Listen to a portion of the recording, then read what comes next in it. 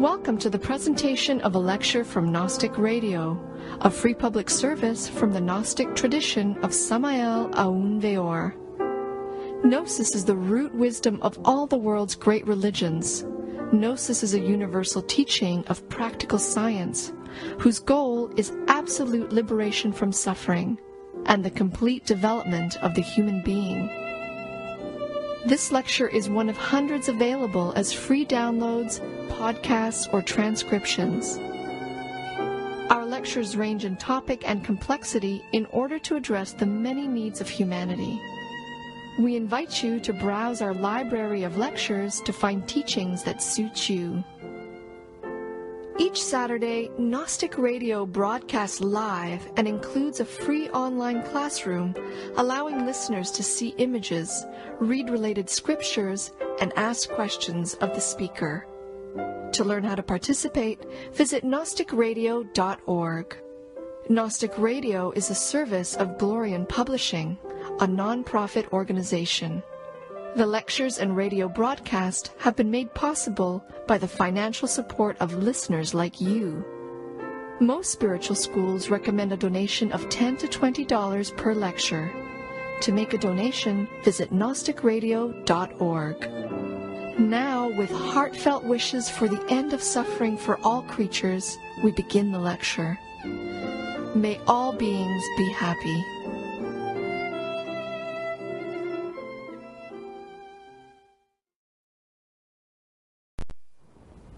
Alchemical, Kabalistic, Krist. Following the sequence of the lectures that we gave related with Christ, today we are going to emphasize in our physiology, our physicality, related with the Lord, Christ, knowing that the Lord is not a person, but an energy, a force, like the electricity. The Lord indeed is the light that is filling the endless space within which we find also that substance that is called the mother,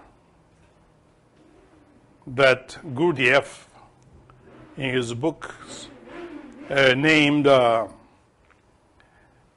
Eternokrilno, in which in the Hinduism is named the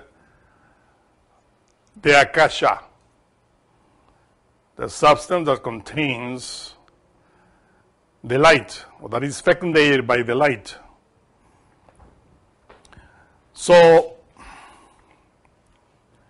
our physical body is indeed as well more than 70% water, fluid. If you cut your flesh, the first thing that comes is fluid. So think about that indeed in our body, even though it looks solid, but we have many fluids inside.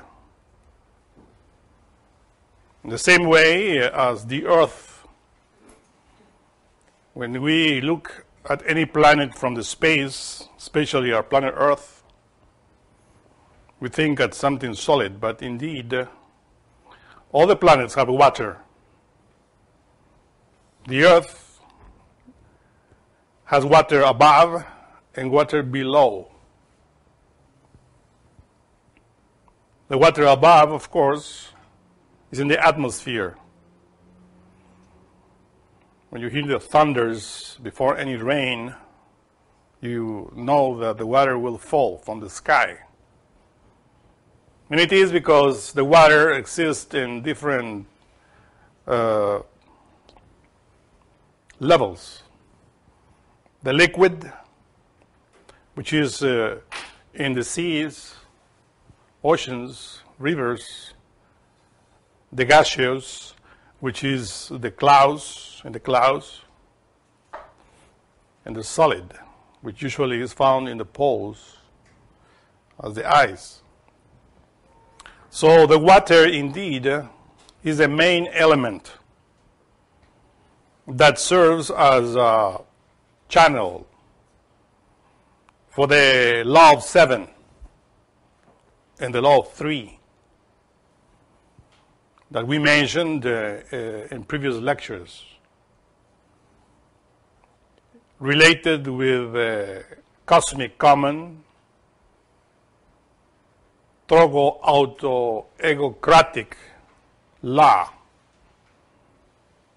which governs the universe. This law relates with the law of 3 and the law of 7. The law of 3, which is the triamatzikamno, and the law of 7, which is the hepta paraparshinok. When we talk about the cosmic common trogo-auto-egocrat, to swallow and to be swallowed, we have to face ourselves, not only physically, but psychologically, even spiritually. We give and we take. But since we are in this physical world, we have to start studying the physical body, hyle, as they call it in Greek, the material aspect of us. And we explained in previous lectures how we eat through 3 ways: through the mouth, through the nose, and through the impression that we receive, through the senses. And also, we talk about the law of 3 and the law of 7 in the macrocosmic aspect and also in the microcosmic. The law of the Lord, which is the first law, that says, I am the light, I am the life, I am the path, relates to it.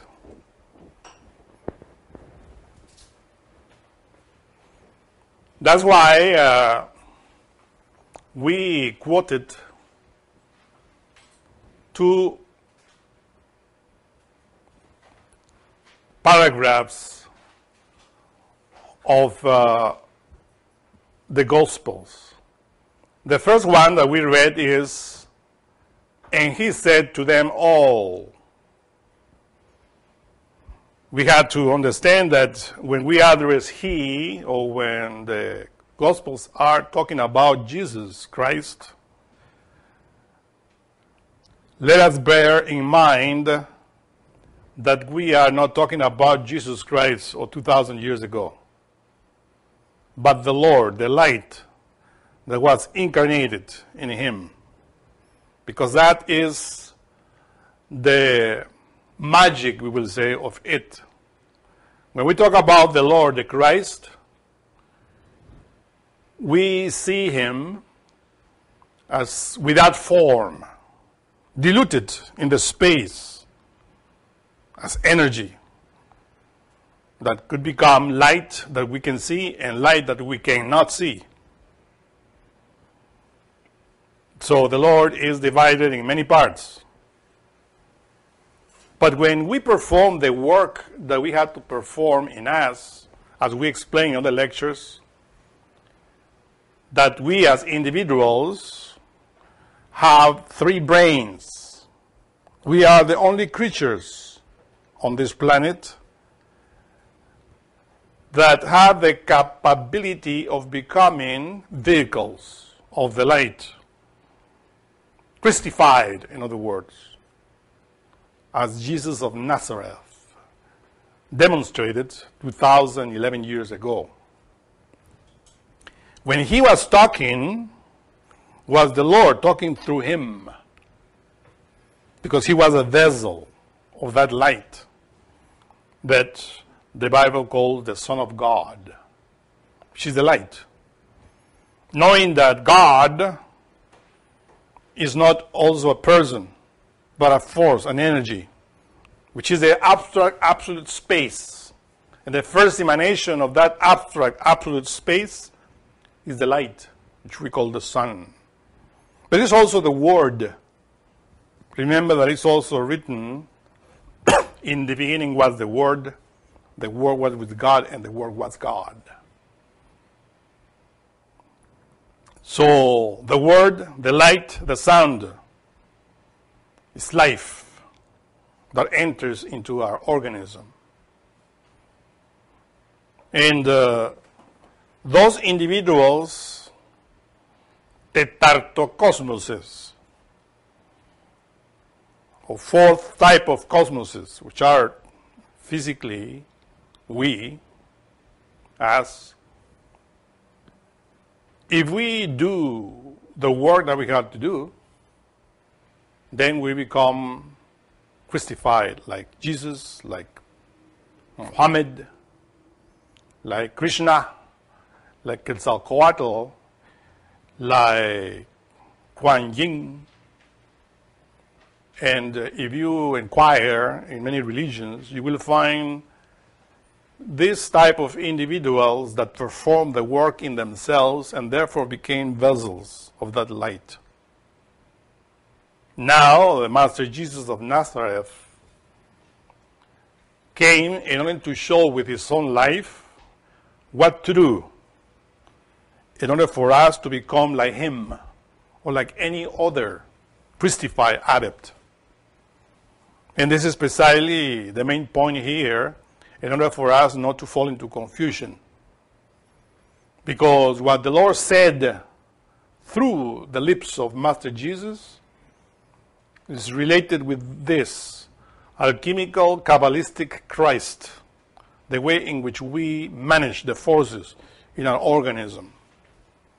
That's why when it says, and he said to them all, just picture that to comprehend that is not the personality of the Master Jesus of Nazareth that we are talking about, but he, the light, he, the life, he, the path that is there becoming human. There is something here that will help us to understand this. The Son of God is Christ, but when somebody realizes him within, he becomes the Son of Man. So behold that. The Son of Man is that man, manas, that human being that crystallizes him. So being he universal, cosmic, becomes human, and that is the Son of Man. But the Son of Man is Krishna, the Son of Man is Buddha, the Son of Man is Samael on Veor, the Son of Man is Quetzalcoatl, Kuan Yin, and many other great masters that with his life gave that light to humanity. So he said, if any man will come after me, let him deny himself and take up his cross daily and follow me. You see, we are going to explain about this taking of the cross daily. Not every week, but daily. And if we take this statement Kabbalistically, we have to address the 7 days of Genesis. Daily means the 7 days of Genesis. Remember that when we celebrate the Passion of the Lord every year, sometimes in March, sometimes in April, usually in the Catholic countries, they celebrate the Holy Week. Here in the United States, we celebrate only Holy Friday, or sometimes Holy Thursday. But in the South, it says the Holy Week. All the 7 days are holy. because those 7 days symbolize the 7 days of Genesis, or the 7 steps, which are related with the law of the Epta, Para, Parshinak, which are very well addressed in the book of Revelation, as we explained in the previous lecture. So that is to take up the cross daily. You see, we have to emphasize here the word up, not down, up. The cross, the stauros in Greek, is symbolized by a pole. But the stauros, in order to be vertical, has to be inserted in the ectes.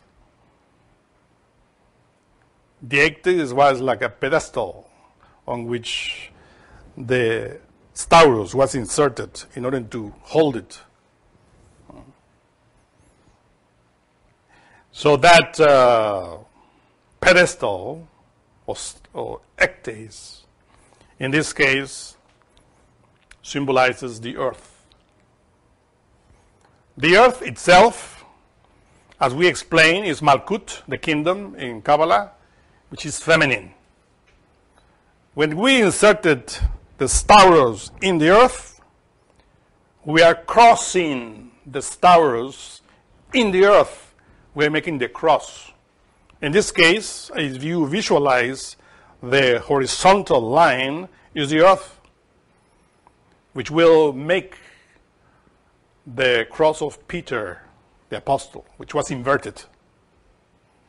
It is because the stauros represents the phallus, and the earth represents the vagina. It's a phallic symbol. People are scandalized when they discover that the cross is a phallic symbol. So therefore, some of these sects of this day and age, they pray or they preach that the Lord was not crucified on a cross because it's a symbol of the phallus and the vagina, but in the stauros, they said, which is a vertical pole, without realizing that the stauros, in order to be vertical, has to be inserted in the earth. And that is a crossing, it's a cross. So no matter what they want to do, in order to avoid the cross is always present there. Because the Lord is activated through the cross. In other words, through the masculine and feminine forces, positive and negative forces, in order for the third to emerge from the union of the two.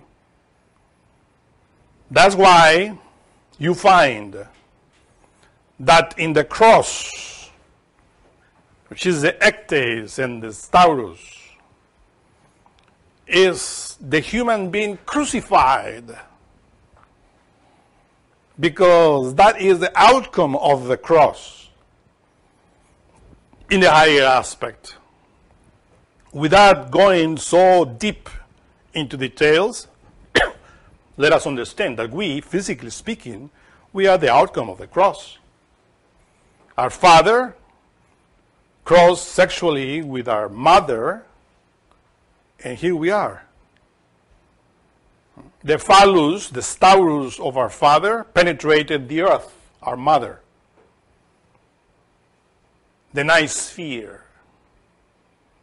You see, in many lectures we say that the physical body represents Malkut, the kingdom, the earth, and is feminine. It is true. But if we want to visualize the earth humanly represented, then we find the woman. It has more of the earth than the male.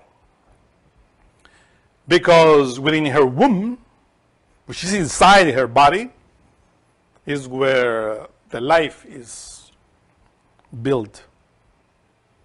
In the same way, when the solar light penetrates the earth, enters into the center, and from it emerges with life which ripens the fruits of the earth with life to all the seeds. This is called the resurrection of the Lord, according to the drama. So that's why it is stated that if we want to enter into the kingdom of heaven, we have to go into the ninth sphere. That ninth sphere is the ectase, where the Lord penetrates in order to give life to the planet. So when the man penetrates the woman, he is entering into her particular individual ninth sphere inside. That is to enter into the ninth sphere. Or, as others say, to go into hell in order to steal the fire from the devil. There are many symbols related with this cross. Talking about the water, you know, that is the crossing of 3 atoms. 2 of hydrogen and 1 of oxygen. 2 is always feminine, 1 is always masculine. When they penetrate, they wet joint, then when they cross, they make the water. So we can see the cross in symbol in many ways. So that's why it is stated that we have to take up our cross daily. Meaning that this crossing of forces, because the Lord emerges from the cross. That's why he's hung on the cross. But nailed, this is the symbol that we had to understand. And as we explained in previous lectures, that he is between 2 thieves. That's why he says, and he that taketh not his cross and followeth me, or after me, is not worthy of me.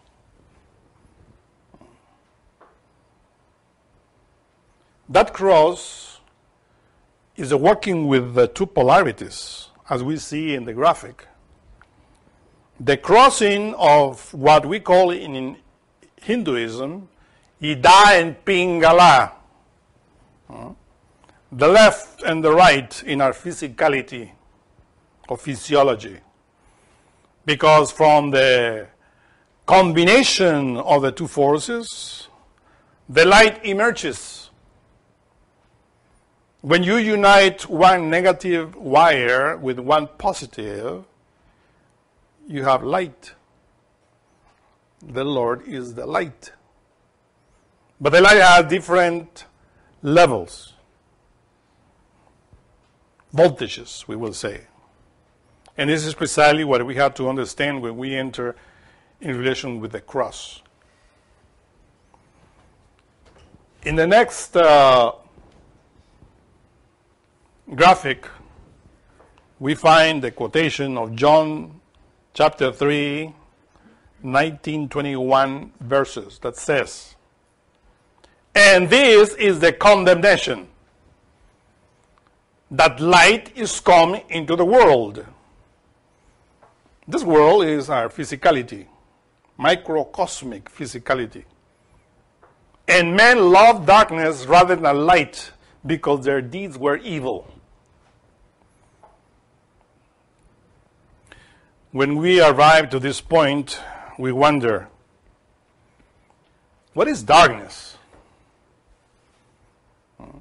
You know that after the sunset, darkness appeared.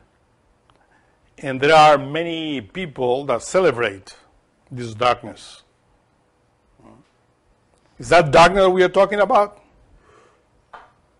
Because there are many types of darknesses. But the darkness that we are talking about here is related with the cross. And it is because the Lord is crucified between the good thief in the right and the bad thief in the left. That we explained in the previous lecture.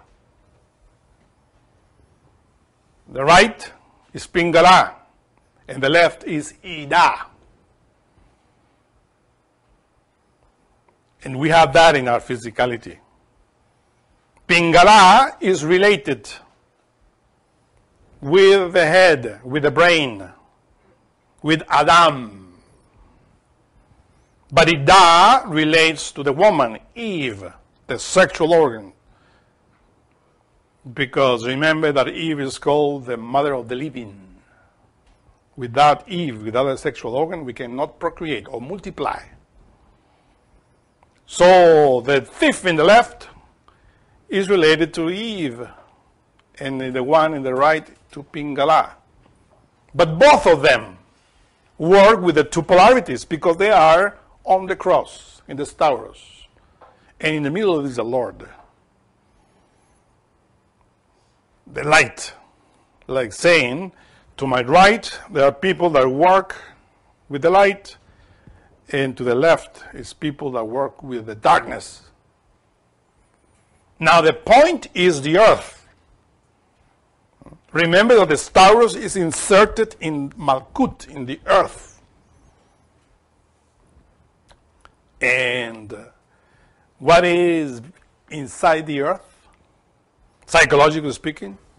The infra dimensions, called Klipoth. That's why, if you look at the graphic number 7, you find exactly Malkut in the coccyx. And beneath it is Klipoth, the infernal worlds. And above it is the tree of life, the spinal column. The energy of the Lord that descends from above, from the Ein Sof Or, which is the solar absolute, through the ray of creation, goes down into Klipoth, thanks to Ida, which is governed by the moon. Because Klipoth is governed by the moon. It is written that after the fall of Adam into Klipoth, he had two wives, Lilith and Nahema. Lilith is called night, that's the darkness that this verse is talking about. People love more darkness than light, because when the individual fornicates, when the individual ejaculates their semen, or they reach the orgasm, then the fire that descends from above through Ida goes down to Klipoth, to darkness. The light of the Lord is off, but instead of that light enters an infrared type of light, which is darkness, related with the moons, with Nahemah or Nahemod, which means pleasure. You look for that, the meaning of that word in Hebrew, Nahemod, means pleasure. Pleasure of what? Pleasure of the sexual act, of course, like animal. Then descends and forms the tail that comes from Malkut down, Klipoth. That is darkness. So that's why it is written, the light came into the world, but men love more darkness than light, because that happens daily. You see, daily, what we eat, we breathe in our brain, the impressions, that is transformed into what we call sperm and ovum. The seed in our human seed is where the Lord, as light, as life, is in our organism.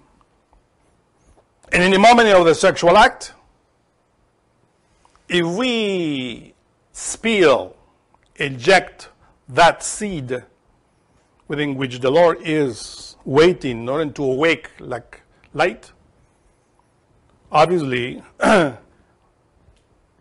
we lose the light and we enter into darkness, which is ignorance. Master Samael on Veor, in his book, The Revolution of Beelzebub, he wrote, the cerebrospinal fluid and the semen are the two poles of the sexual energy. By the way, this is the slide number 8 that we are reading here. It's a quotation of the Master Samael on Veor. So we have two fluids in our physical organism.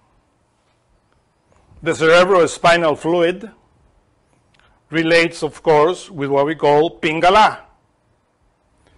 But the semen, which is another fluid in our organism, is related with Ida. Adam and Eve in our organism. The angel has the two poles upwards towards his head. Common and ordinary human beings and demons have one pole upward and the other downward. Means Pingala is up and Ida is down. They form the brain with one pole and they fornicate with the other pole. So you realize that? When we perform fornication, the type of intellectual or reasoning that we develop is subjective. Why is it subjective? Because the type of reasoning that we develop relates with the infradimensions, which are sub. They are not up. It's klipoth, in other words. All the vibrations, all which concerns to darkness, to Lilith and Nahemad, goes up into the brain and develop the subjective reasoning related with the five senses. And this is precisely the type of intellect or reasoning that this humanity have in this day and age. The more they fornicate, the more they develop the subjective reasoning.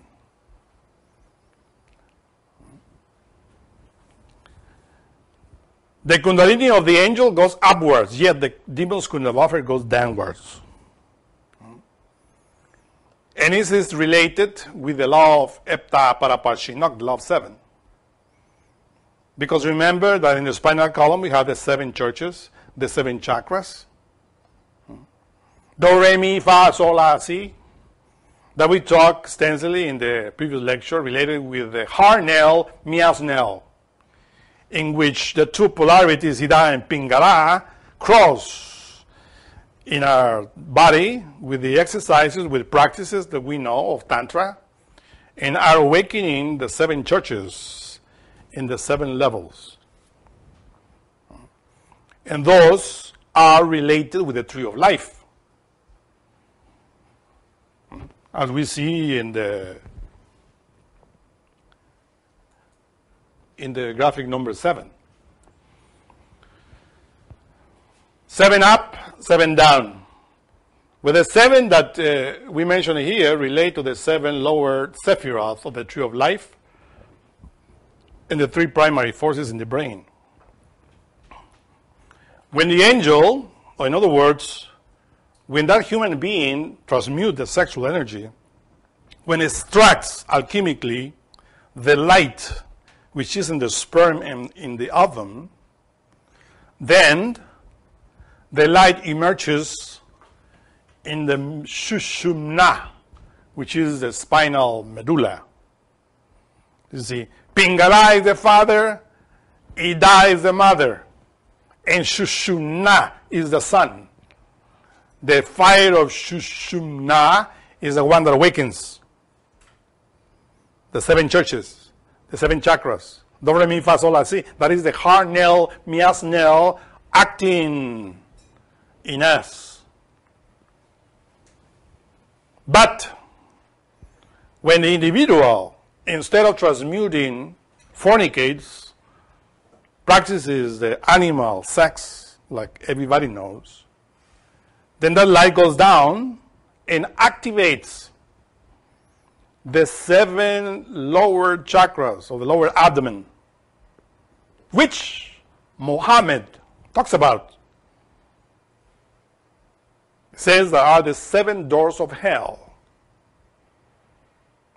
We will say are the 7 magnetic forces related with the hard nail, mias nail, going down in the tail. 7 lower chakras. There are many individuals that know how to activate those chakras and become, as they say between quotations, psychic, with the ego very fat inside. That's easy to develop that type of psychic powers that relates only to klipot. The chakras rotating backwards, counterclockwise. That is the hard nail, mias nail, do, re, mi, fa, sol, la, si, down, going down to klipot. That's why certain individuals develop intellect, but when they discover esotericism, they start practicing black tantra, which is practices of sexual magic with ejaculation, with orgasm, without renouncing the animal, because they love more darkness than light. So therefore, they become thieves of the left. Individuals that know about Tantra, that know about the cross, the mystery of the 2 polarities in the physical body, but they awake in the negative aspect, to klipot. And that's why it is very clear there in the second graphic that the Lord says, and men loved darkness rather than light because their deeds were evil. Their sexual deeds were related with klipot. It is easier to awake in that way than in the positive way. For everyone that does evil, fornicates, hates the light, neither comes to the light, lest his deeds should be reproved. Because when you work in this path of the cross, in order to awake the Kundalini, the Sushumna, the Son of God within you, then of course you have to fight. Because the first command of the Lord that says, whosoever wants to come after me, deny himself. To deny oneself is to deny our own animality. And that's not easy. It is easier to love darkness than to the light. But when you do that, when you start performing what it has to do with the cross, and then you understand that your previous deeds were evil. That's why after that he says, but he that does truth comes to the light, that his deeds may be made manifest, that they are worked in God. When we love the truth and we want to become vehicles of the Lord, obviously our deeds of the past are shown when we start working with the light. And the light sees that we were fornicators, adulterers, and with all the defects and vices within. So our deeds, our evil deeds, are shown clearly. That's why when we enter into this path, we are not presuming of saints, that we are holy and that you are evil because we are doing this. No. Because we are awakening the light of the Lord in the positive manner, we are aware of our evil, of our ego that we have within. And that presently we are always in front of the lights, and the light sees that. And that's why we had to deny ourselves through the techniques that we know, meditation, in order to walk ahead. But those that are loving the darkness, that they don't want to, their deeds, and that these are evil, and they don't want to show or their deeds to be reproved by the light. Those are those people that, knowing this path, they think that they will enter into heaven while fornicating. Just because they believe in what is written in the Gospels, they will go into the rapture with the subjective reasoning that they fortify with their fornication. They believe, as Pharisees, that we'll enter into heaven. And that's precisely the point, because they don't want to go into the light, into the right path. And they think. And that's why the thief in the left says, if you are really the Son of God, descend from the cross. What is that statement? If you are really the Son of God, do not practice that. You are all powerful. You are almighty, the Son of the highest. Why are you practicing that? Descend from the cross and save me too. Because he's a filthy fornicator, like any animal. And then the thief in the right says, aren't you afraid of what you're suffering here? We are receiving the punishment that we deserve. But this one, which is in the middle, which is the light, he did not anything bad. We utilize him, we use him in our own way. And then he says, Lord, well, I am also a thief, but you know, I am meditating, annihilating my ego, and I am with you, waking in a positive way. Remember me when you come into thy kingdom. Thy kingdom, your kingdom, which is Malkut. And he says, I tell you that today, not tomorrow, not yesterday. Today you will be in paradise, which is the fourth dimension, which is the superior aspect of Malkut, the kingdom. So that's the good thief. And between the good thief and the bad thief is a battle here in the earth. The bad thief is always accusing the good thief. He's a stealer, a plagiarist. He did that, etc., etc., etc. And of course, the good thief is always teaching how to go on the right path. But followers of the bad thief are many, millions. There's an eternal battle between the two of them. And in the middle is the Lord. Because the bad thief, in order to be a bad thief, he has to steal the energy of the Lord in order to fornicate, because the energy enters into the physical body every day, of what we eat, while we breathe, while we think.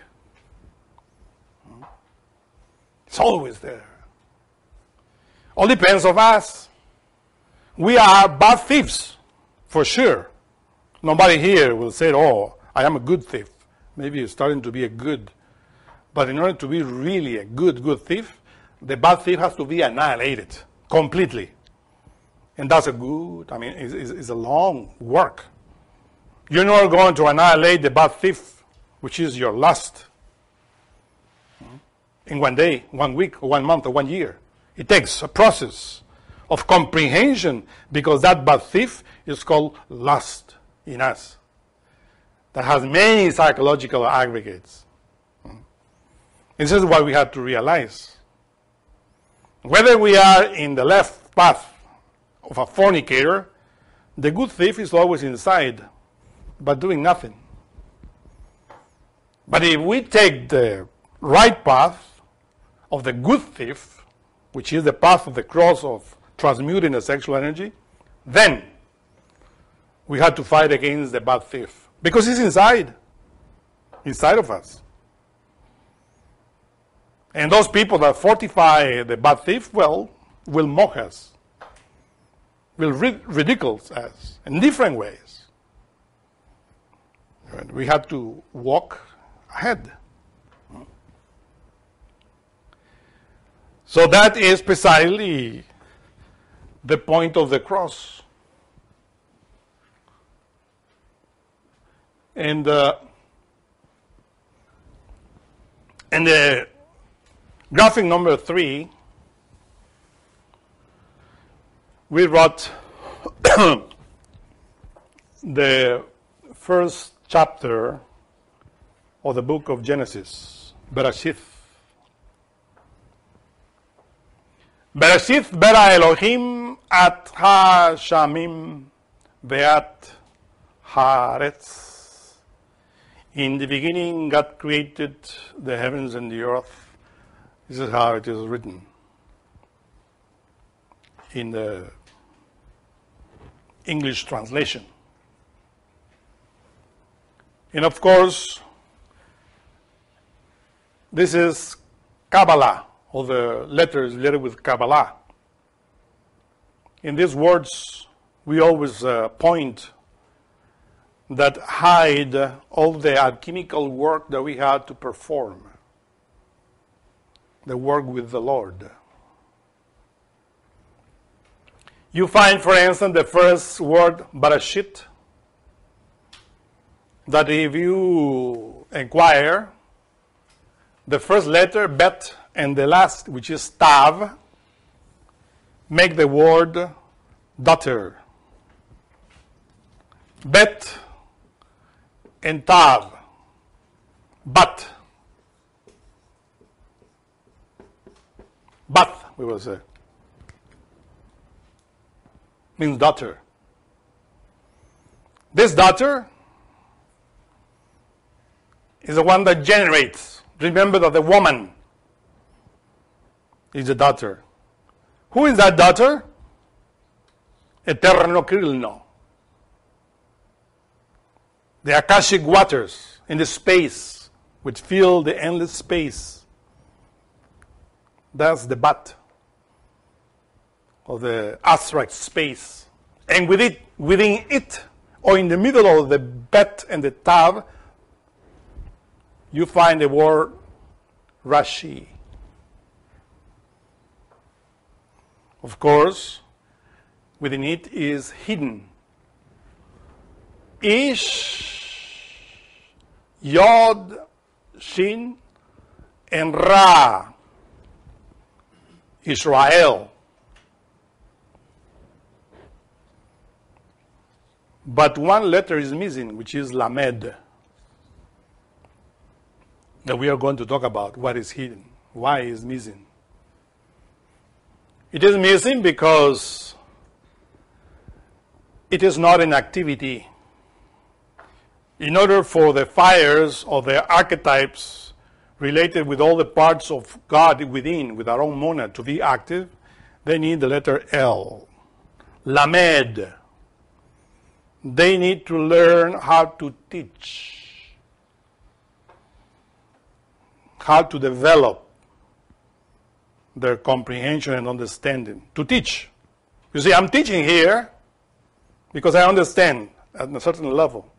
That is called in Hebrew, lamad. Lamed, to teach. And that's the L. That's the letter that touches heaven and touches earth. That's how you make lamed, like this. Uniting heaven and earth. Lamed. When that letter enters into activity, then we find that the daughter, Bat, delivers Israel into the universe in order to be developed. That's why it is written that Christ is the King of Israel.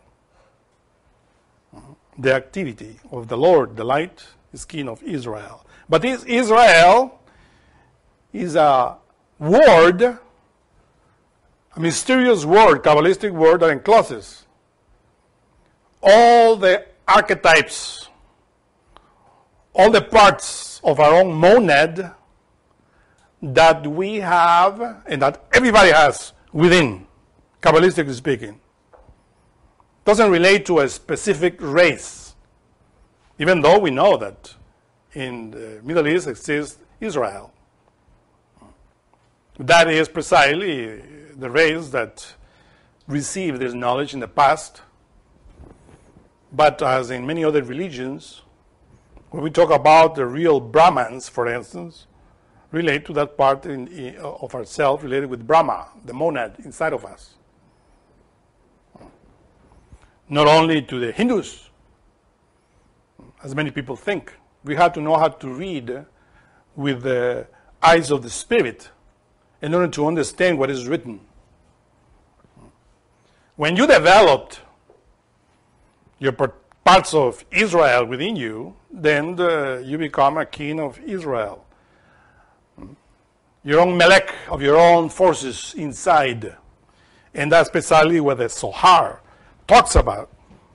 Because Zohar always emphasizes about Israel, Israel.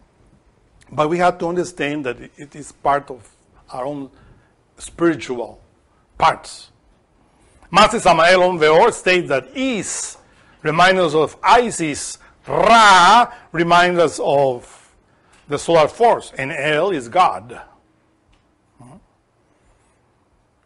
So the letter L at the end of El, God, Aleph, and Lamed form the word God, El. So that is precisely what appears here in the word Elohim. Bereshit bara Elohim. In the beginning was created Elohim. You realize that? In the beginning was created Elohim. Means that the first thing that is created in the beginning is God. And thus,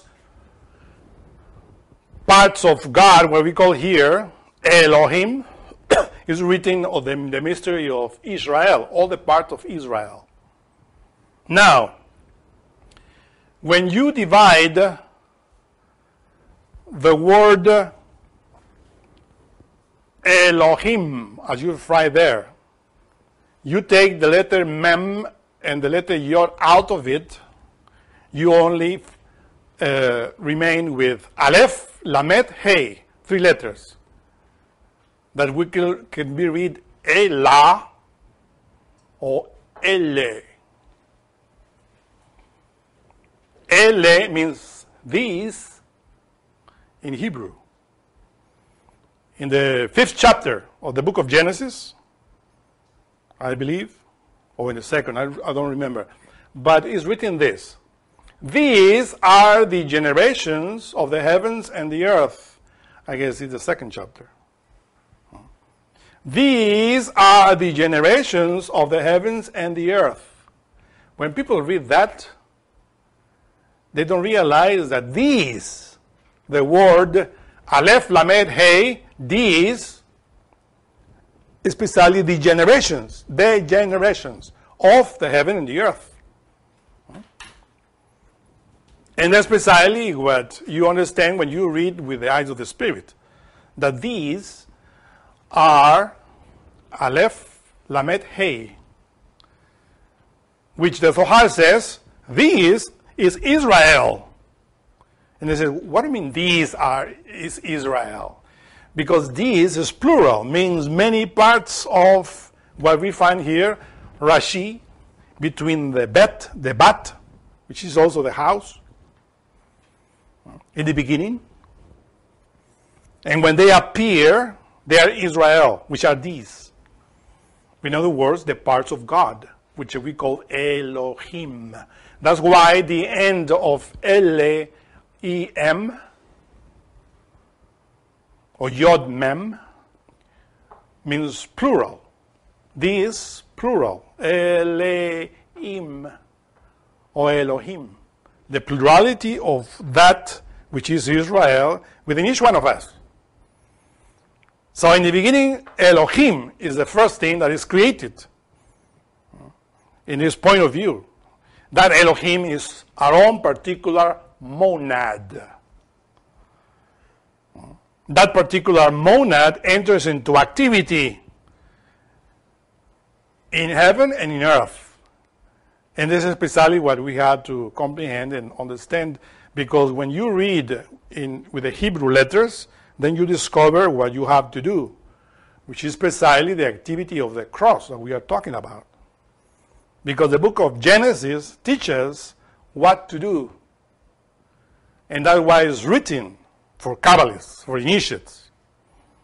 But now we are teaching this publicly because we are in the times of the end and humanity needs it.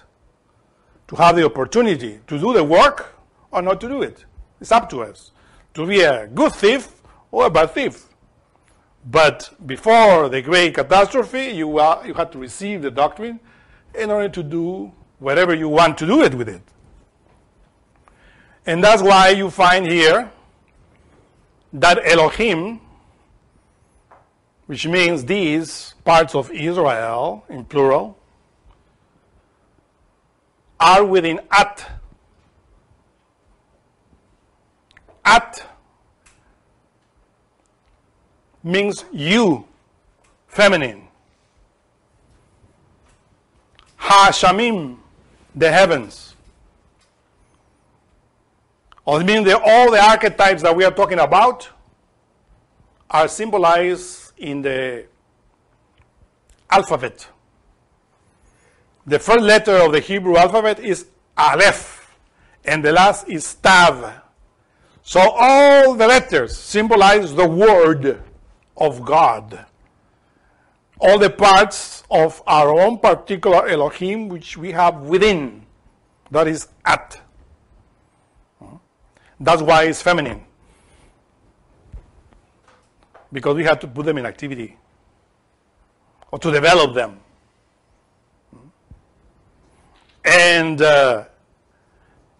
these archetypes symbolized by the letters in Kabbalah, from Aleph to Tav, are in heaven. Hashamim, and also in the earth, which are our physicality. Means that our heaven, which is our own particular God,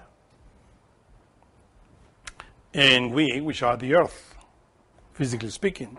So between heaven and earth, those generations, those letters, those parts of God, which is Israel, those parts of Elohim, should develop between heaven and earth. Because remember that it's written, these are the generations of the heaven and the earth. In the day when Jehovah Elohim created them. And that's precisely related with us. You have to visualize that in order to comprehend that we have to put in activity that. And that's the good thief. That through the light will put in activity those archetypes. In order to develop objective reasoning, superior reasoning, superior intellect.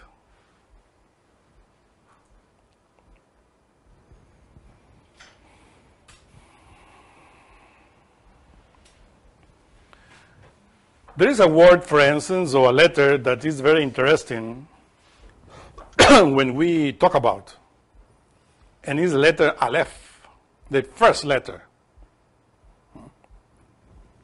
You see, we explained that the letter Aleph means, it's a symbol of air, symbol of the spirit, symbol of the wind, because Shin is fire, and Mem is water.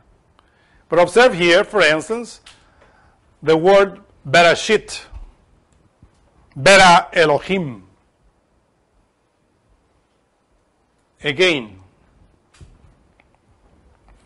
if you take the letter Aleph, which symbolizes air, you can take it and put it in the middle. You might say, well, why we're moving Aleph? Because Aleph is moved everywhere. It's the air. That's why you find the breath of the Absolute, Ein. The breath of the Divine Mother, Ein Sof, Ein Sof. And the third aspect of the Absolute, Ein Sof Or. You find two A's there. Even in the word light, or, you find the A. So, creation has the word A at the end. Bera, to create.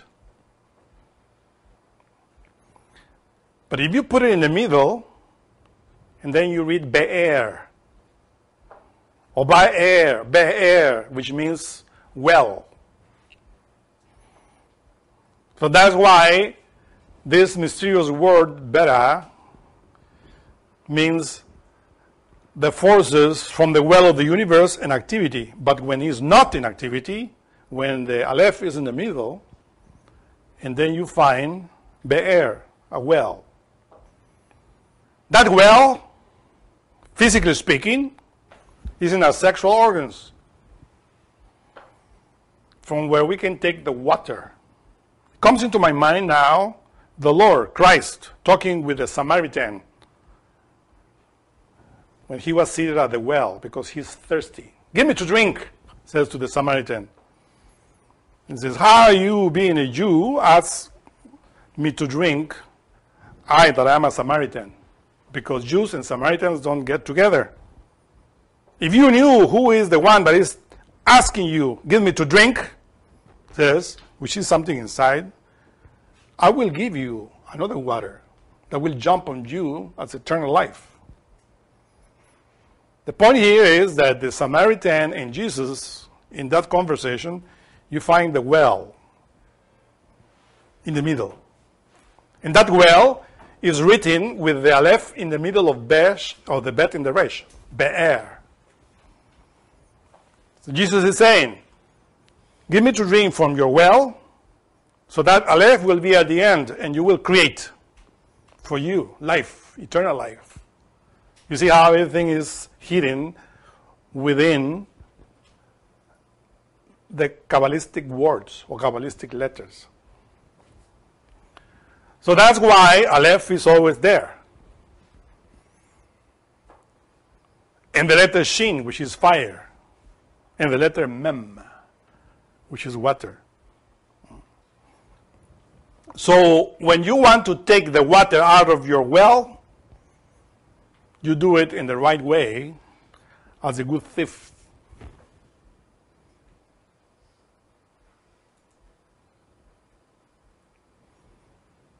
Now let us read what the book of Zohar states, related with what we are teaching here, with what we are talking about, our physicality and our own physiology as well. It says, me, the extremity of heaven above, ma, the extremity of heaven below. And this is what Jacob inherited, as he was the bolt that passes from extremity to extremity.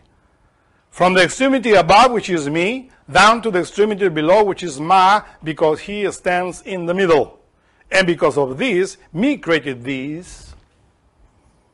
Please read that carefully, because it's written in Hebrew and translated into English. But we have to understand what it's all about. Beneath it, we find Lebeb, Mebin, Da'at. Or Lev, Melvin, Da'at. Mevin. Lev, Mebin, Da'at, which means the heart that understands knowledge. That is the phrase that you form when you write the letter lamed. Lamed is written with lamed, mem, dalet.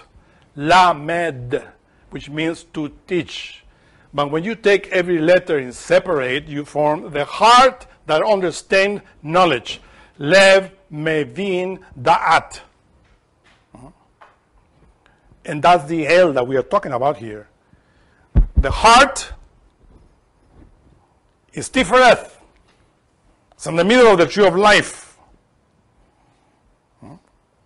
And that is in your throat.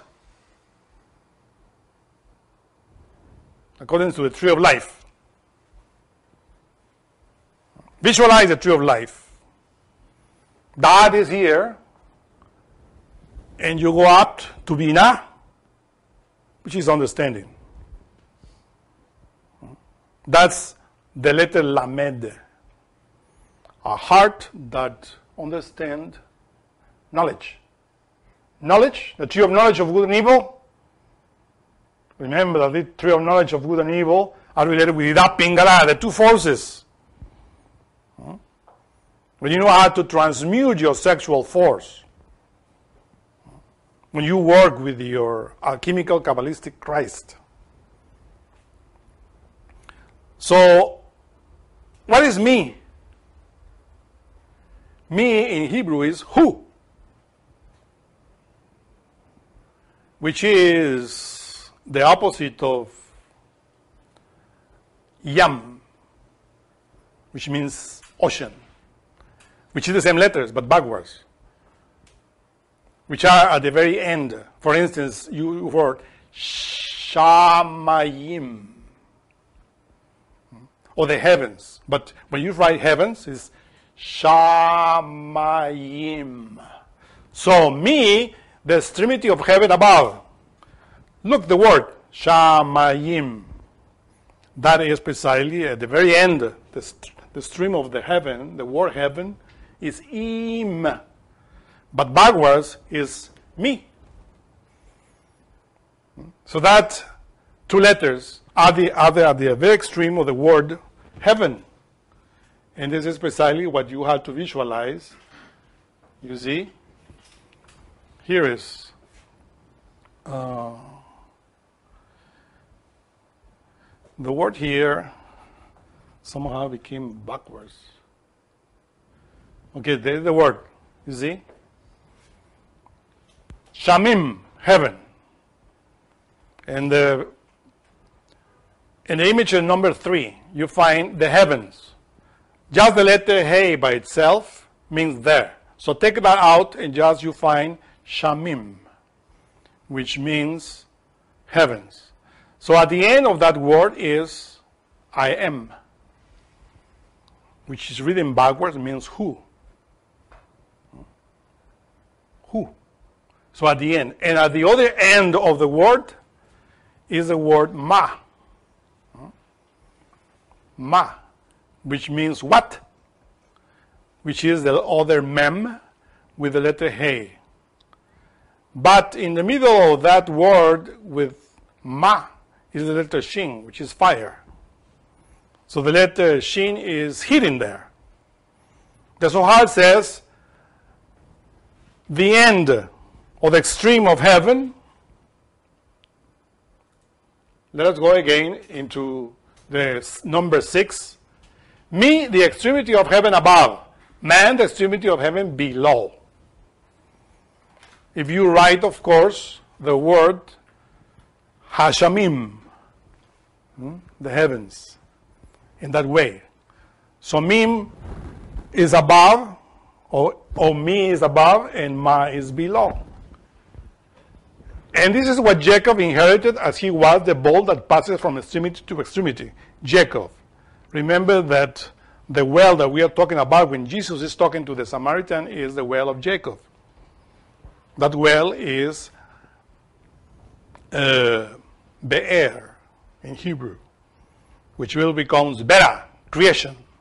If we put in activity, those forces in us. But Jacob, as you see in your graphic number 7 is the heart, is Tifereth. Because the letter Shin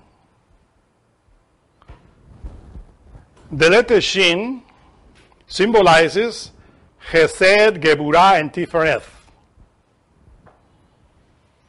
But is represented by Tifereth. That's the fire, where all the parts of God are within us. Shin. This is the Shin of Shamayim, or Hashamim, the heavens in us. So in the middle is the heart. And the heart is related with the letter Lamed, a heart that knows or that understands knowledge. So when you developed your own particular Jacob within you, and then you unite heaven and earth inside of you. Let us explain that physically. Me is the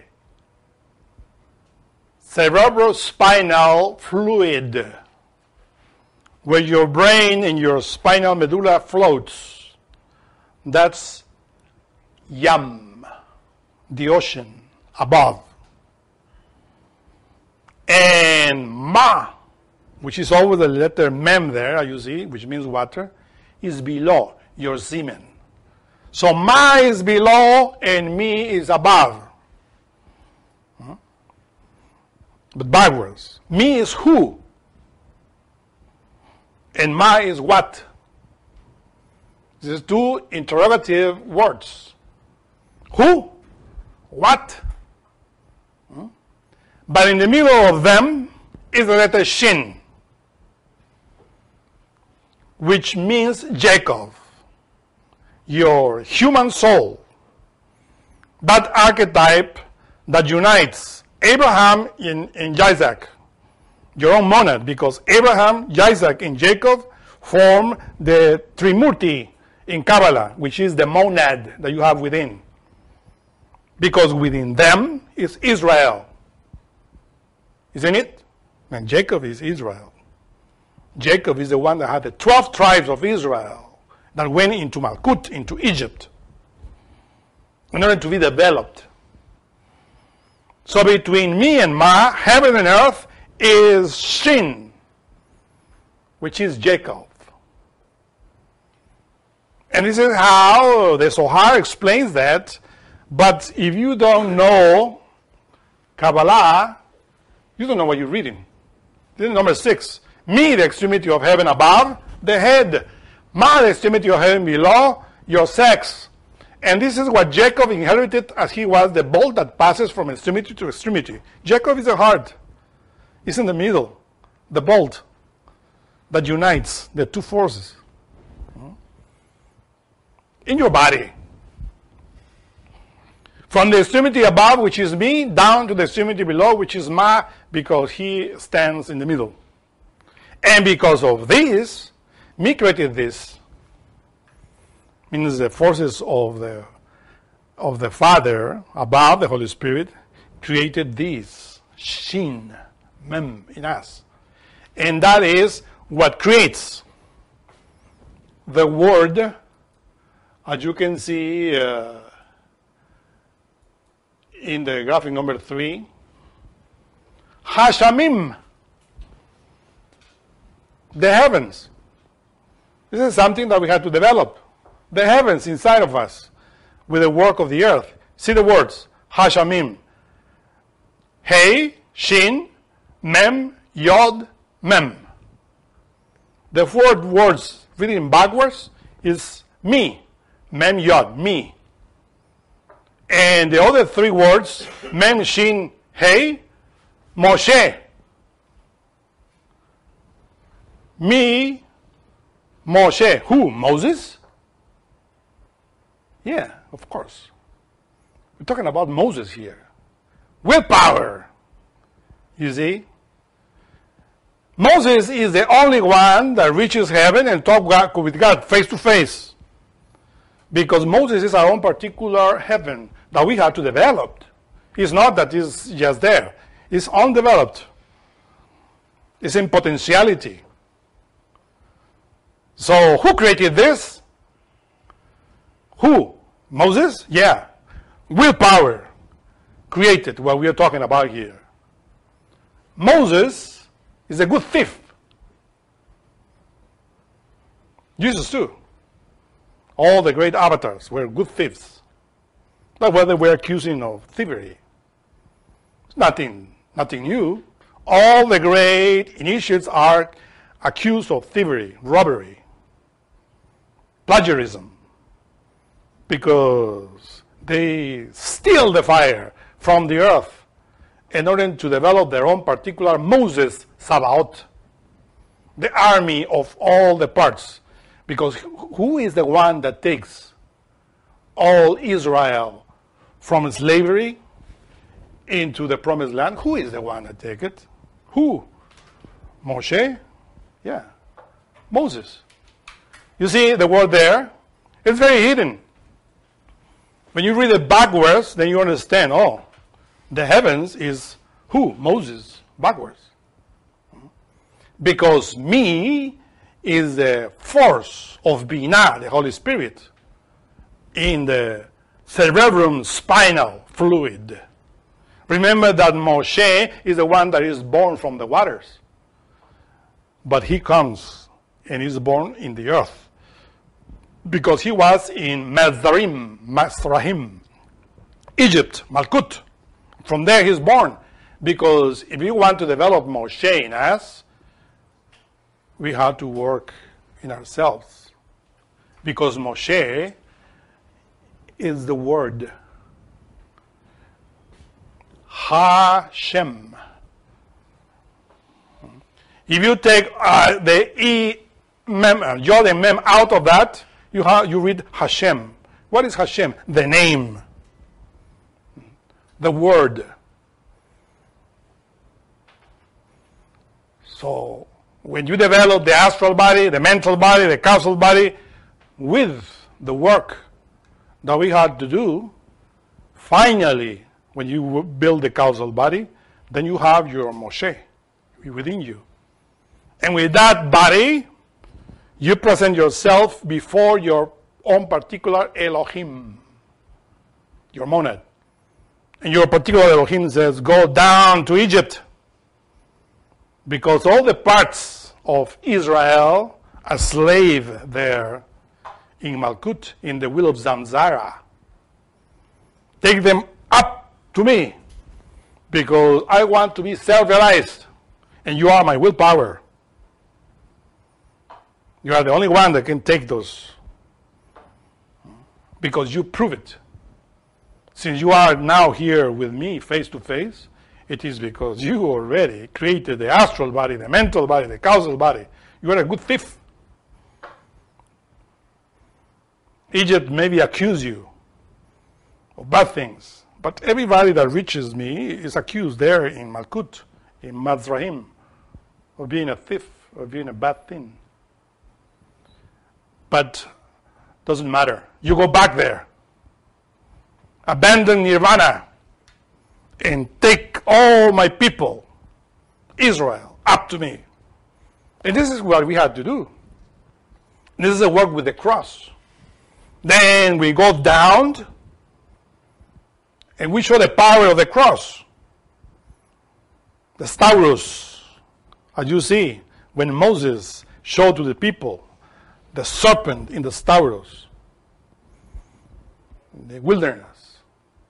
And they were healing the Israelites in the wilderness.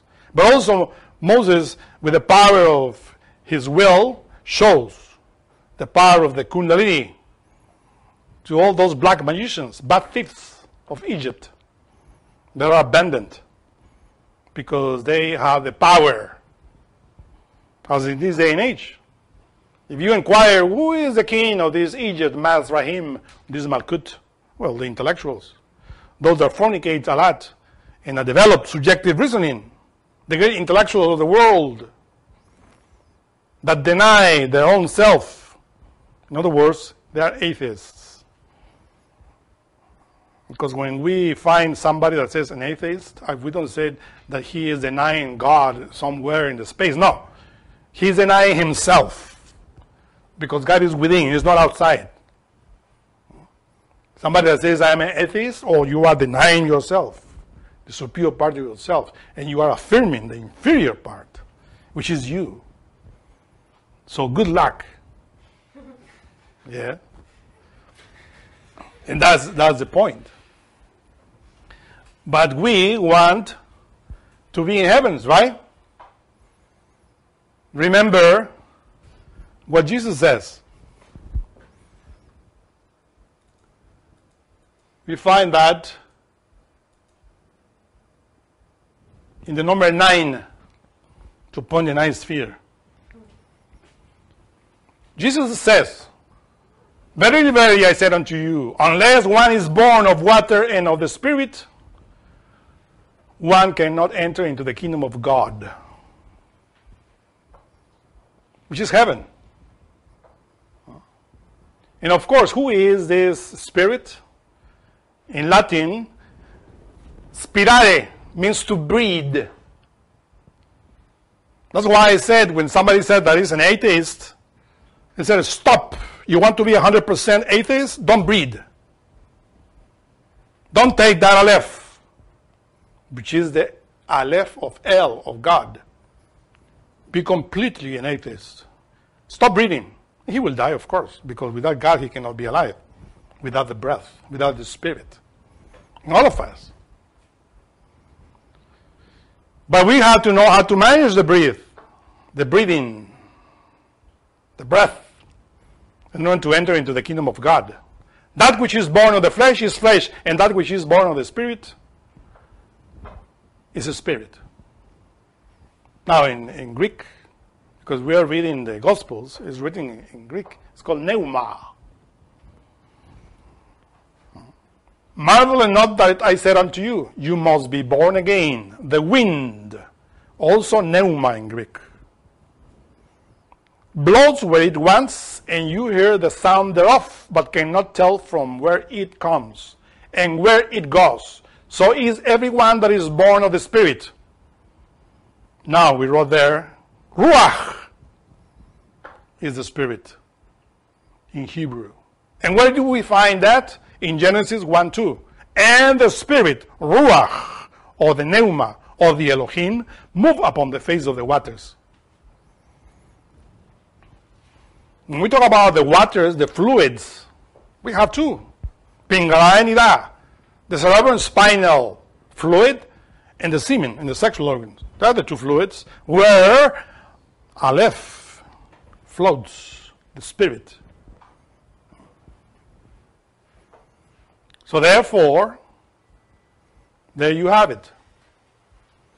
You have to put in activity your own Moshe, your own Moses. Put in activity your own Moses. Who? Moses? Me, Moshe, Hashamim. Backwards, your heaven. And that starts by controlling desire. Because if you want to develop willpower, which is the symbol of Moses, you have to you have to control desire, sexual desire.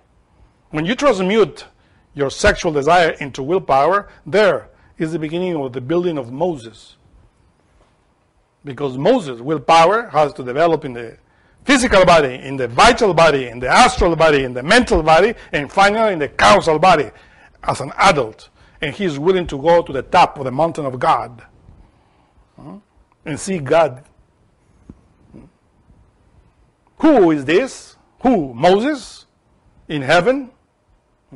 Who? Moses in heaven? Ha, Shamim.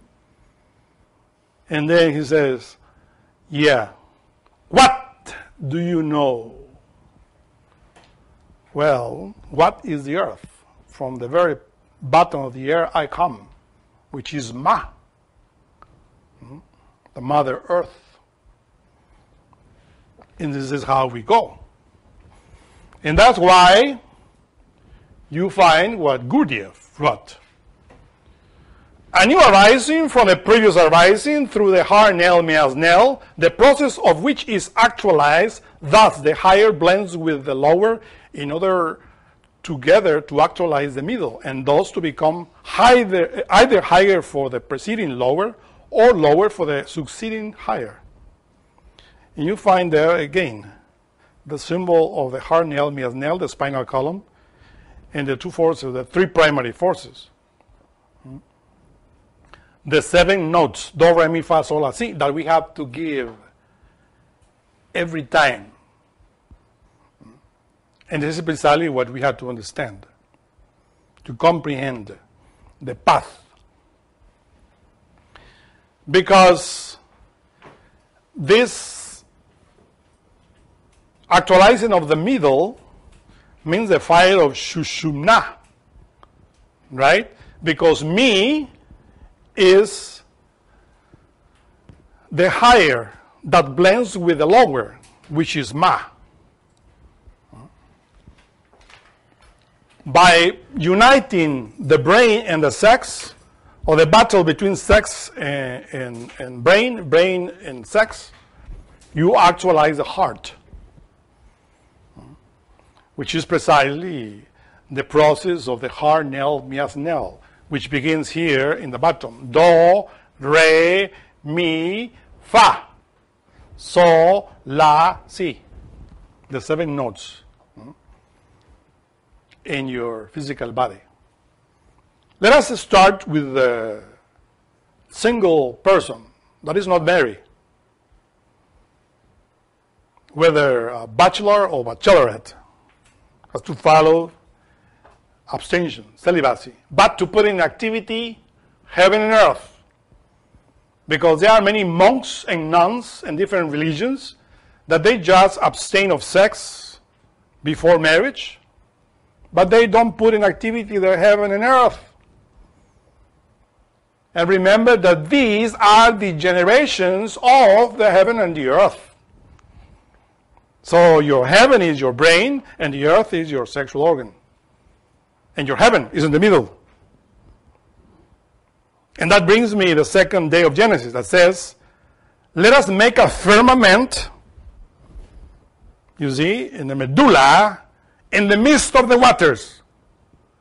And let the superior water with the inferior water be separated by this firmament in the middle, which is made by the fire. This firmament is heaven within you by putting into activity your archetypes. The superior agrees with the inferior, and the inferior with the superior, to make the miracle of one thing, heaven, in us, Moshe. So, the single had to practice the pranayama, to put in activity the two polarities. It comes into my mind the Egyptian pranayama. Why Egyptian? Egypt, Masrahim, because relate to the polarities in the physical body. Pingala and Ida. Master teaches that in the yellow book. That, by the way, between quotations, we have the new edition. There, the Master Samael explains how the single person put in activity the two polarities, Ida Pingala, by practicing Tong, Sa, Ham, Tong, Ra, Ham, by alternating the two nostrils, because the nostrils connect with the testicles. In other words, the breath of God is connected to the forces of the water below. And when you put in activity that energy and transmute by means of the Egyptian pranayama, or we will say in Hebrew, Mizrahim pranayama, related with your physicality, and then those two polarities put in activity the force in the middle, which is your own fire. This is how the single people enter into the initiation of minor mysteries. The monad begins with the minor mysteries. And every single person, by practicing the transmutation, the pranayama, especially, as I said, the Egyptian pranayama, start receiving initiations degrees in the internal planes. These 9 initiations are related with the dissension in the 9th sphere, or 9 spheres, plural.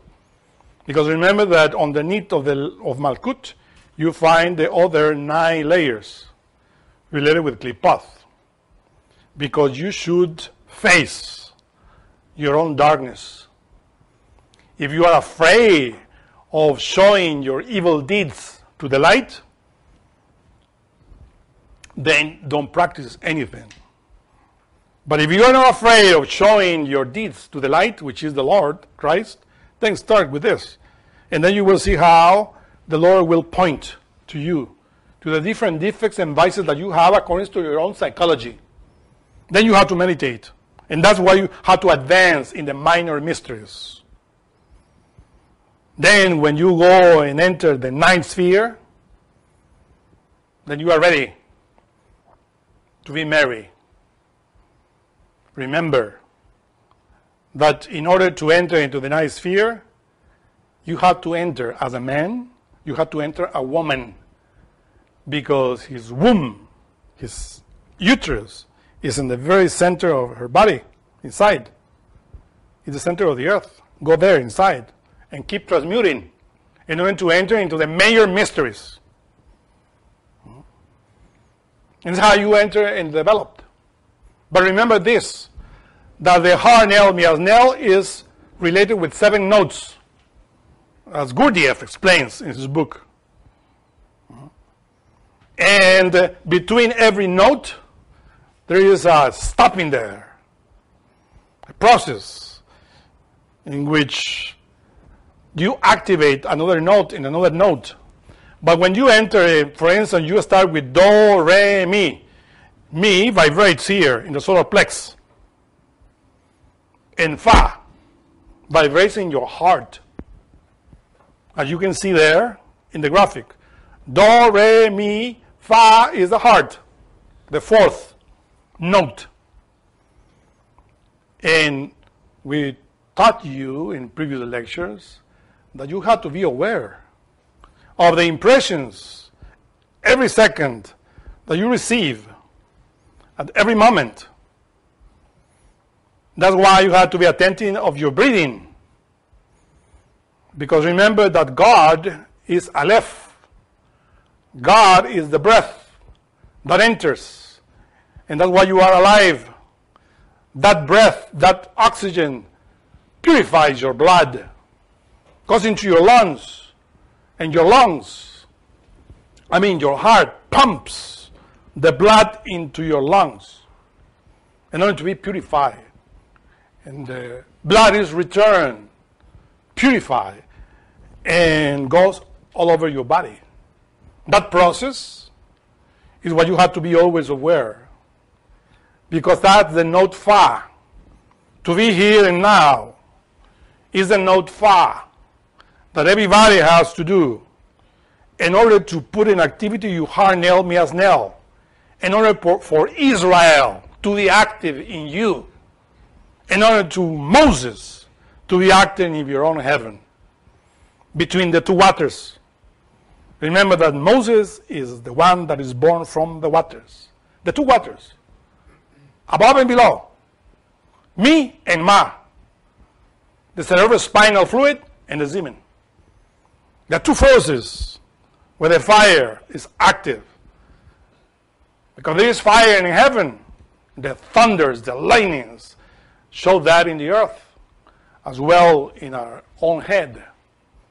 And the fire of the Kundalini also is the outcome of the fire of the earth, the magma, whose king is Samael, king of volcanoes. That liquid fire that we have also in our sex, Scorpio. So there you have to be active. You have to be conscious that you are acting with the 2 polarities. When you activate with your pranayama the forces of your physicality, Ida, Pingala, Ma and Mi, father and mother, Then you are activating the L when you practice with your heart. Lev in Hebrew. You want to teach, you want to develop understanding of this knowledge. That's the way, the heart. But you have to be aware when you breathe in. Every second you have to be here and now, here and now. In order for God to give you, because remember that you have to remember yourself. The real self is inside, but also enters through your nostrils. Because this is the breath of God that gives you life. By doing that, you are activating your consciousness here in your throat. Your word. The name Hashem is developed here in that. Because from the heart comes through the larynx, which is that knowledge, the Sefer of mystery. And from the throat goes up to the top of the head to form the lamed in you. But when it reaches the top of your head, is the chakra Sahasrara, which is here at the top of this graphic. The seventh is above. Do, re, mi, fa, sol, la, si. Si is the Sahasrara chakra. Keter. The pineal gland. But if you want to advance in that, another octave, when you reach C, then you have to understand what Gurdjieff states. There is another stopping there that is short, because the first one in the heart is long. You have to do a lot of efforts in order to be there, but it's long process. Here is short, which is the last stopping there that will give access to another octave, which will be your vital body, and after the vital body, the astral body, and higher initiations. So that last octave is related with the pineal gland, the not C, the last stopping there. You discover that the pineal gland is directly related with your sexual glands. The hormones of your pineal gland activate your sexual hormones, and your sexual hormones activate the pineal gland. The more you develop the pineal gland, more you develop superlative intuition. When you act in your heart, you will develop intuition. But this intuition in the heart is like hunches. I feel something, you said. But here in the pineal gland, those hunches, those intuitions comes with images. But see the relationship. Intuition is here in the heart, and superlative intuition is here in the pineal gland. Both relate to each other. And both relate to two shocks that we have to give. The first is to remember ourselves when we are breathing, especially when we're doing pranayama, in order to activate the fires of the heart, in order to activate that knowledge in our throat, in order to activate superlative intuition that gives us comprehension, understanding of the Word of God. That's the only way. And when you remember yourself in doing that, you also activate the pineal gland. And that's the way to enter into initiation, to be here now. With the activation of the pineal gland, the chakra Sahasrara, you are developing superlative intuition, understanding, comprehension. Because in the middle of those two intuitions is the thought and your clairvoyance, the way that you see things psychologically, and the throat, the way that you understand things psychologically, Kabalistically, alchemically. This is how you understand and develop the language of God within you. But remember that the pineal gland, in order to enter into another octave, needs a strong shock. That shock is related with the sexual energy. You have to transmute the sexual energy. Again, behold the relationship always of the sexual force. If you fornicate, if you spill the sexual energy, you lose everything. Because you cannot enter in another octave. In order to enter into another octave of the harnel miasnel, you have to work with the sexual energy. That's the main point of the cross, of the good thief, to activate, the sexual energy always. Because the source of the bad thief is the sexual energy. And the good is the sexual energy. With God is hidden. Within the seed is Christ hidden. And that's why many students of esotericism, for instance of Gurdjieff, or students from Krishnamurti, between two masters, because Gurdjieff is a master of the White Lodge, and Krishnamurti as well. They taught humanity good things. Like Krishnamurti, for instance, he taught how to meditate, how to comprehend the ego. You listen to his lectures, it's very well explained how to comprehend things. But unfortunately, his followers don't know anything about Tantra. They do these exercises, these practices of meditation, as well as disciples of Gurdjieff, and they fornicate. They don't enter in another octave. They always remain in Malkut, doing the work. When they have to reach another octave, the last stop in there, the second shock, in order to enter, they don't do it. They just go back to the bottom and again start doing the whole thing. And when they reach the note C, because they don't know alchemy, because they are fornicators, they go down again to the bottom. And it's like those that in mythology, those followers of this doctrine that are pushing a rock from the very bottom, and when they reach the summit, the rock goes rolling down again to the very bottom. They go down and they want to push it again. You see? That rock is a sexual force. The son of Dosad, the rock that the builders disallowed. But we have to build, but we have to know that the sexual energy is the main point here of the cross. So then, we actualize that when we transmute. When we reach certain level, and then the Gnostic, the alchemist, practice sexual magic. And then they enter into the harnel, miasnel, in another octave. Do you realize that? First you have to begin here. When you enter in the first shock, the note Fa in your heart, to be here now, awaken. And then the note C, to be chased here in the physical way.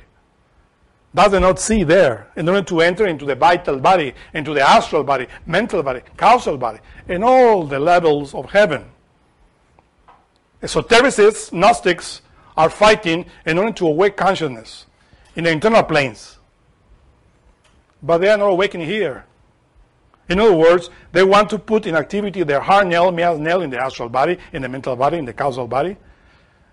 How are they going to do it if they didn't start from the bottom? They had to start here to give the 7 notes in the physical body. And for that, you have to be aware of the first shock and the second shock. But if we are wasting the sexual energy, how are we going to give those notes? Remember that the work is between heaven and earth. Remember that Israel, Jacob, is between and is the heart. What is it where you find Jacob? And Jacob is fighting there in the heart. with the mighty angel of Geburah. That mighty angel of Geburah is the one that, with his might, takes the impure blood and put the blood into the lungs, and takes with his might the pure blood and distribute it to the body. And between Jacob and that angel, which is Samael, is the work that we had to do. The two sons, Tifereth and Geburah. If we succeed, we will receive the name, as is written symbolically in the Bible. I will tell you, say, who is your name? Don't ask for my name, says the angel. That is holy. But I will tell you your name. From now on, your name won't be Jacob, but Israel, because you fight against the forces of God in your body. Not outside, as people think. There was fight in the forest with certain angels. No, the fight was inside.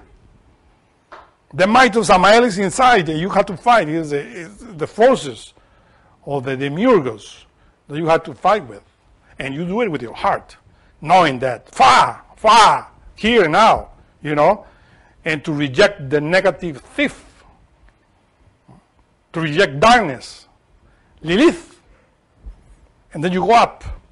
And when you reach the North Sea, then you keep your chastity more. You have to comprehend your lust. Otherwise, you don't advance.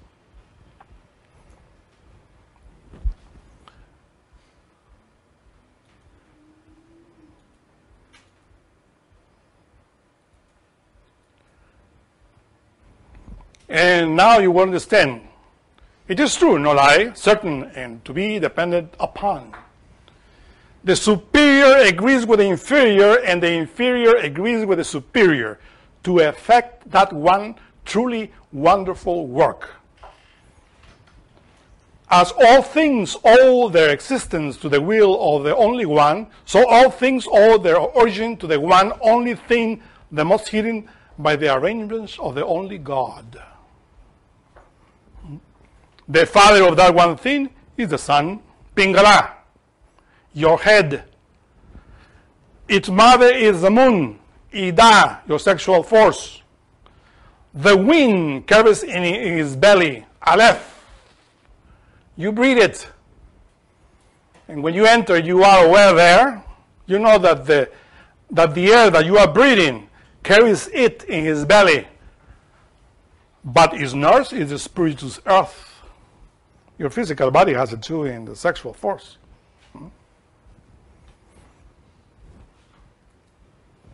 That one thing is the father of all things in the universe. You see that so easy to understand when we follow the explanation, we understand in us. His power remains perfect after he has been united with the spiritus earth. When heaven and earth are united in the way that we explain. Separate that spiritus earth from the dance of crude by means of a gentle heat with much attention. When you reach the North Sea, you have to reach more chastity. When you penetrate the earth, when you go into the sexual act, you have to be very attentive, very gentle, to develop Moses' willpower in order to extract or separate that spiritus from the earth. In great measure ascends from the earth up to heaven. That is, if you don't reach the orgasm. And then that fire, that light ascends with a lot of strength according to your sexual power. And descends again, newborn, on the earth in another octave. Because the one that is doing the work is your physicality.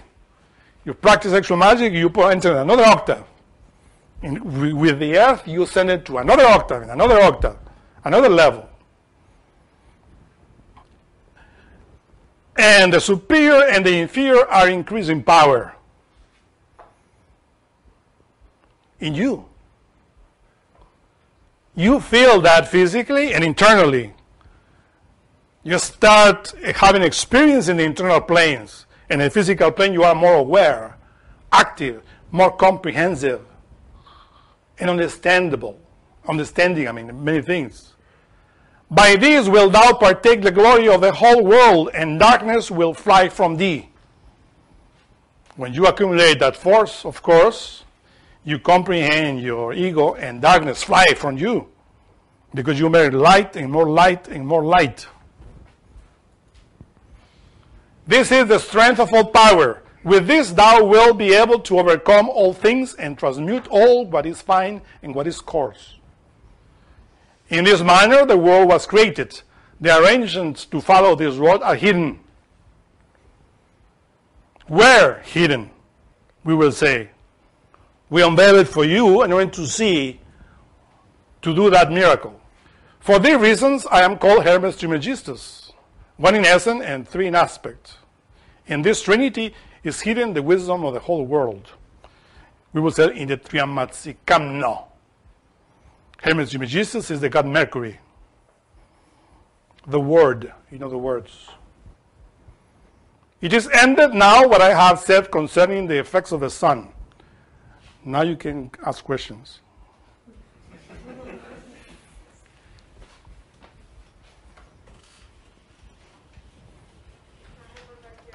Yeah? How do we identify when we hit a different note? Do we hear it? Is it a type of experience? Do we hear the notes when we activate them?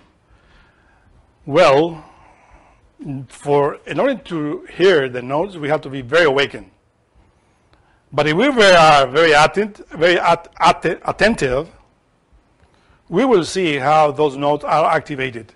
Because our relation with light, you see, the word is light. Before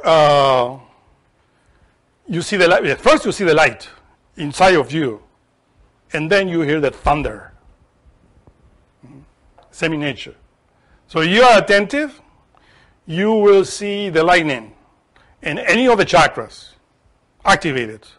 And after that, the word, the note. But I repeat what I'm telling you, in the beginning it's very difficult. Because we are asleep, we're in darkness. We had to put in activity a lot of willpower in order to be here now, in order to be attentive of the notes. But remember that the main note that we had to give is the note Fa. Because Fa is the solar force in nature. And whether we are in that note or not, with that energy, we activate and we are aware if we are in Do, Re, Mi, or we are in that Fa, really, or Sol, Fa, Mi. Or I mean, the Re, Mi, Fa, Sol, La, Si. Up. Awareness is the only way. Personally, I heard and see the level in which the energy is in the spinal column when we are very attentive. You have another question? Yes. So when we reach another note, you say that we need to be more chaste. Does this mean that if we don't gain more chastity than we had before, we will fall from a nocturnal pollution? Or are you saying that we need more chastity to continue to the next octave? Well, nocturnal pollutions precisely are the clues in order for us to give another note. Obviously, internally, we want to enter into another octave.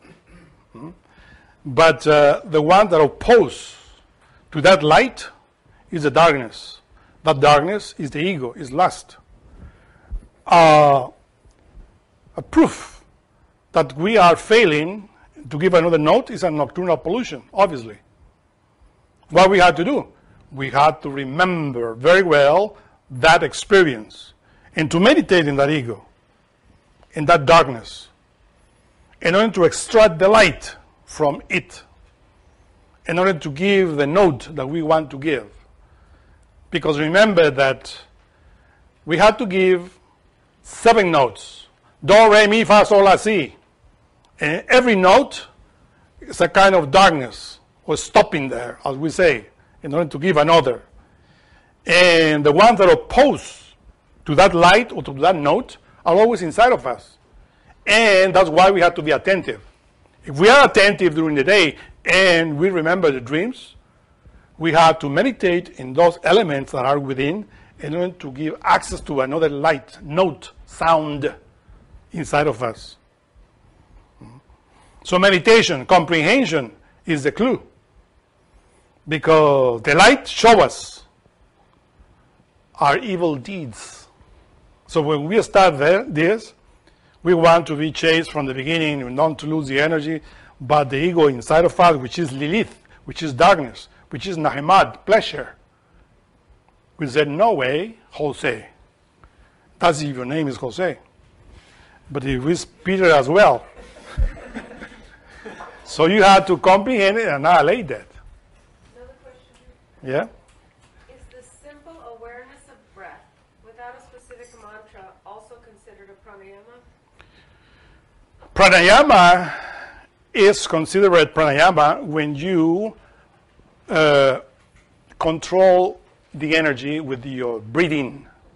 Whether it's Egyptian pranayama or any type of pranayama, once you are controlling the sexual force or the energy of your emotional center or your mental center with your breathing, that is pranayama, especially when you control your sexual force. There are many types of pranayama, but the one that I mentioned today, it is because it's related with the two polarities, Sa and Ra, moon and sun.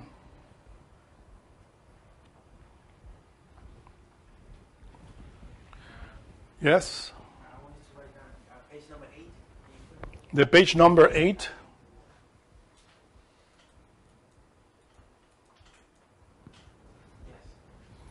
Just want to write it down.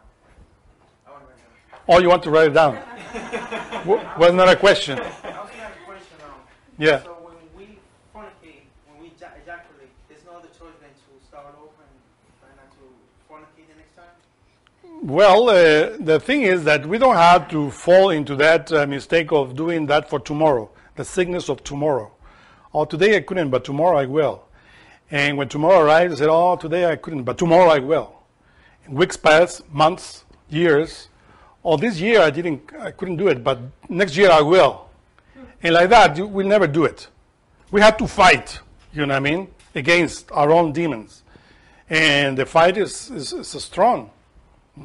That's why it is written there that the common ordinary human beings and demons have one pole upward and the other downward.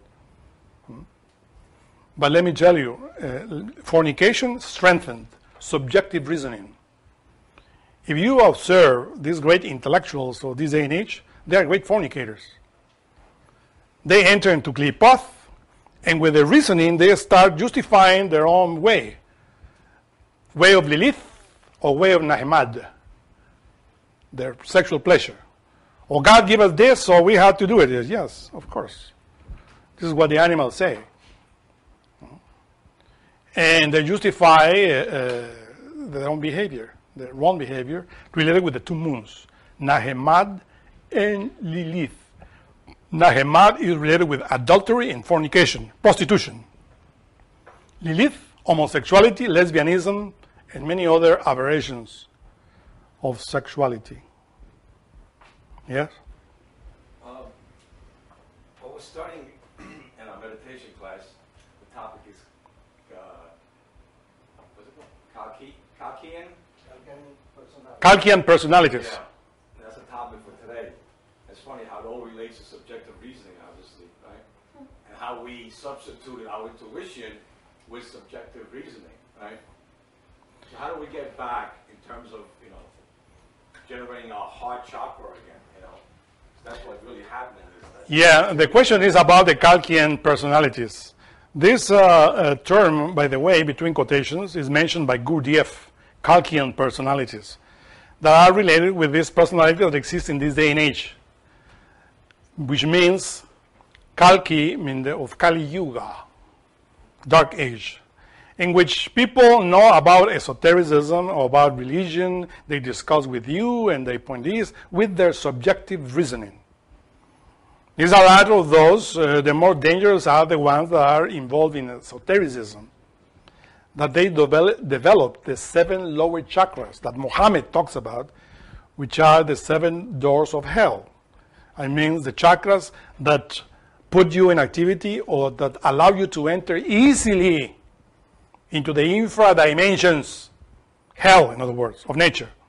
They are really the opposite of heaven. Ordinarily, people enter into those levels when they have nightmares.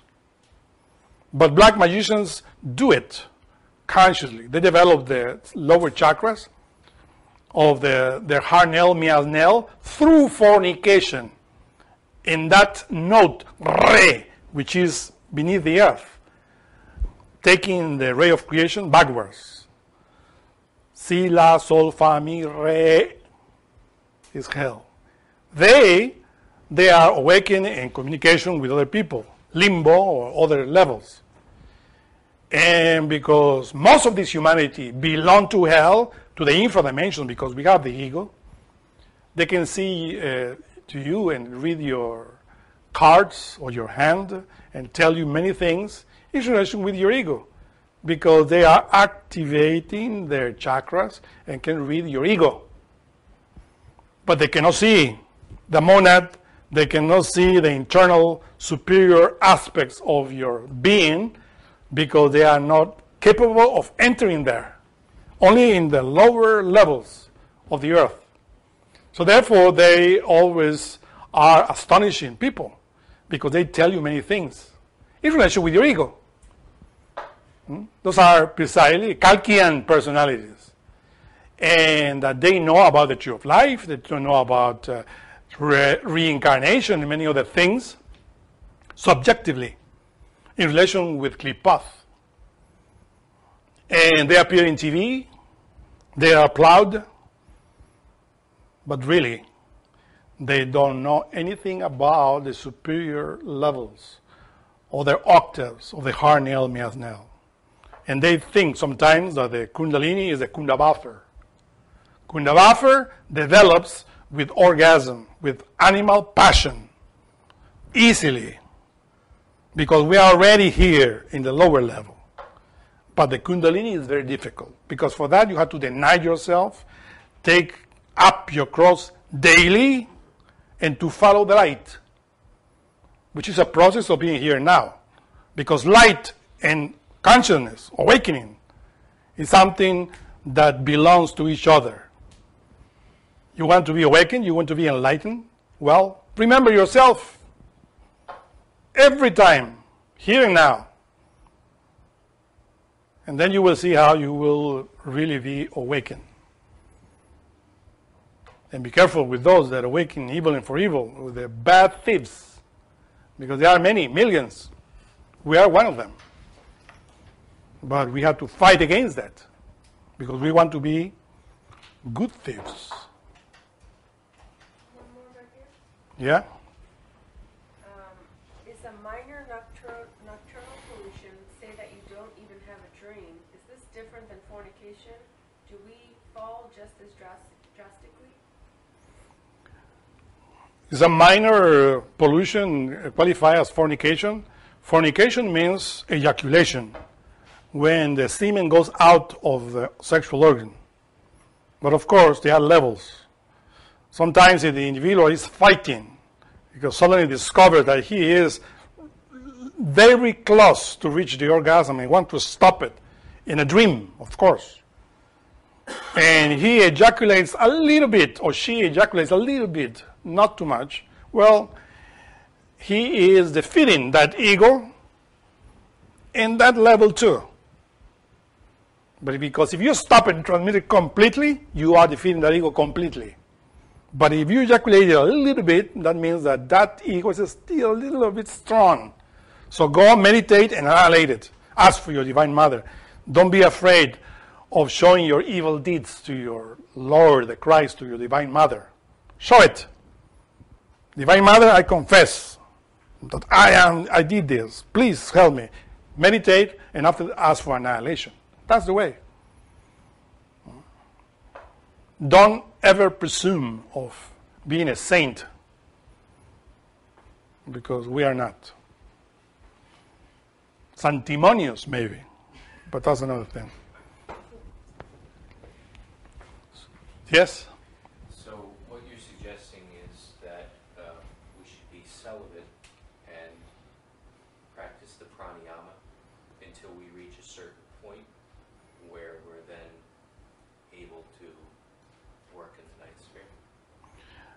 Well, of course, if you are single, if you are not married, if you have no wife, our advice is, of course, not celibacy, because celibacy means just to sexual abstention.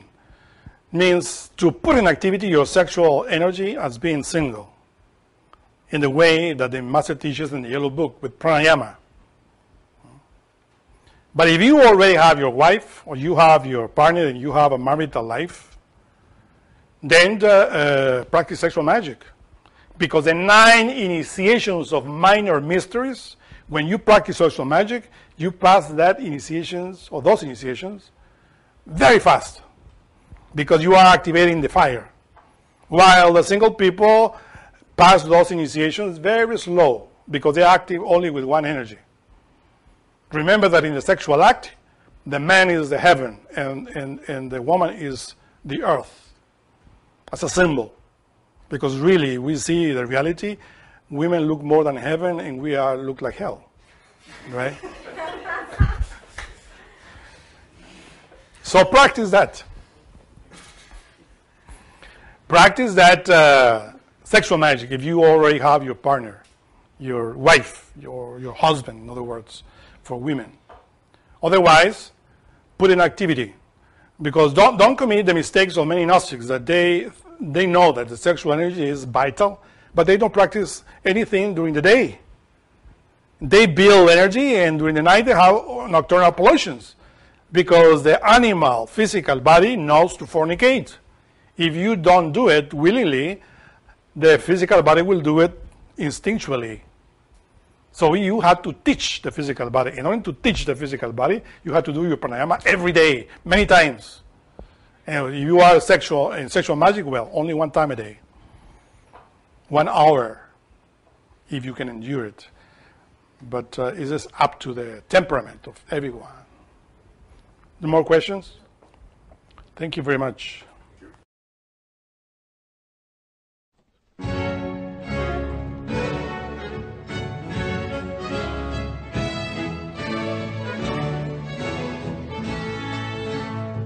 The presentation of this lecture was made possible by donations from listeners like you. Help Gnostic Radio to help others. Make a donation by visiting gnosticradio.org. For questions and deeper understanding of this lecture, we invite you to explore the wide variety of resources available on our websites. Thank you for your support. May all beings be happy.